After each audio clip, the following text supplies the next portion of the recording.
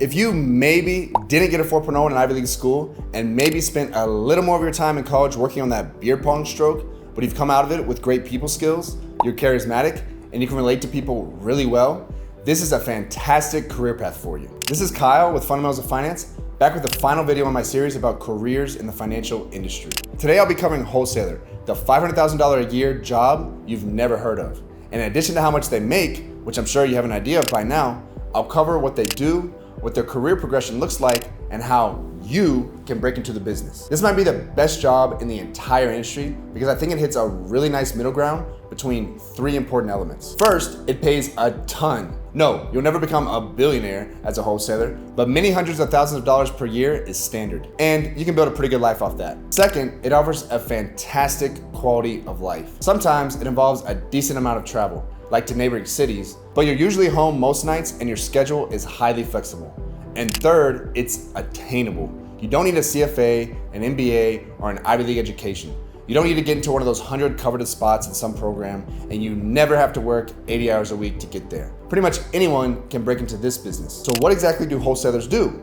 Well, I'm glad you asked. A wholesaler is essentially a salesperson for a company that manages investments, like mutual funds or ETFs. To understand how this works, let's take a look at this simple diagram. An individual investor might go to a financial advisor for advice on how to invest. The advisor will often recommend that they invest in some combination of mutual funds or ETFs, but there are thousands of options out there. So which ones should they choose? Well, that's where a wholesaler comes in. Kind of like how a financial advisor's clients are the individual investors, a wholesaler's clients are the financial advisors. They represent an investment company that might offer mutual funds, ETFs, or both, like Vanguard or Fidelity, for example, and they try to get financial advisors to recommend the investments that their company manages. This is not your typical cold calling sales job where you just try to convince people to buy something they may or may not actually need or want. Good wholesalers can actually really help financial advisors be better at what they do. Often they can offer investment strategies that are tailored to a client's needs, or they can show a financial advisor ways to more effectively communicate with their clients. Ultimately, in the end, the financial advisor is always the one recommending what their client should invest in, but wholesalers are often the ones that show them what their options are. When the relationship works right, it can often feel like much more of a partnership than a sales relationship.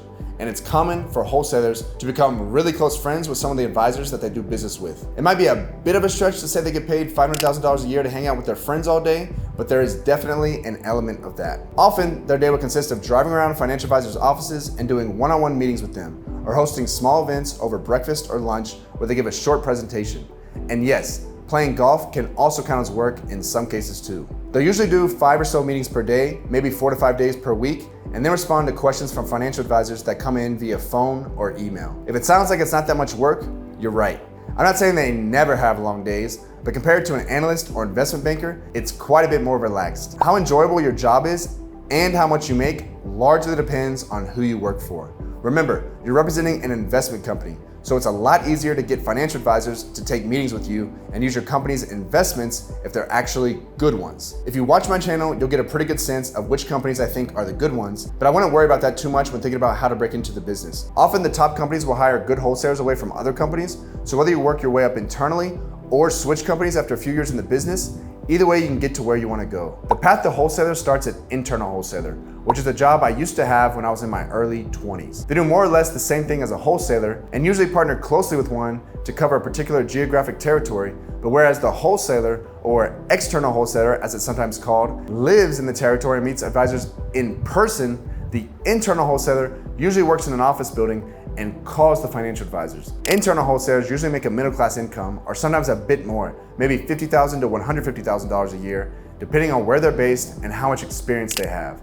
But this is a job you can get right out of school. If you're hungry, personable, and have some ability to sell things, you can become an internal wholesaler. A good internal wholesaler can be promoted to a hybrid wholesaler, which is exactly what it sounds like. A hybrid between an internal and external wholesaler, within a couple of years, and then to an external wholesaler a couple years later. That means that if you start right out of college, you can realistically be a hybrid wholesaler making $100,000 to $200,000 a year by your mid-20s, and an external wholesaler making maybe $250,000 a year by your late 20s. As you gain more experience and grow sales in your territory, you can easily earn well into the multiple hundreds of thousands of dollars per year, and the most tenured wholesalers at the best companies can sometimes earn over $1 million a year. To work fairly normal hours and hang out with their friends and feel really good about what they're doing without having had to put in 80 hours per week and take years off of their life from the stress or be born with a silver spoon in their mouth. If you maybe didn't get a 4.0 at an Ivy League school and maybe spent a little more of your time in college working on that beer pong stroke,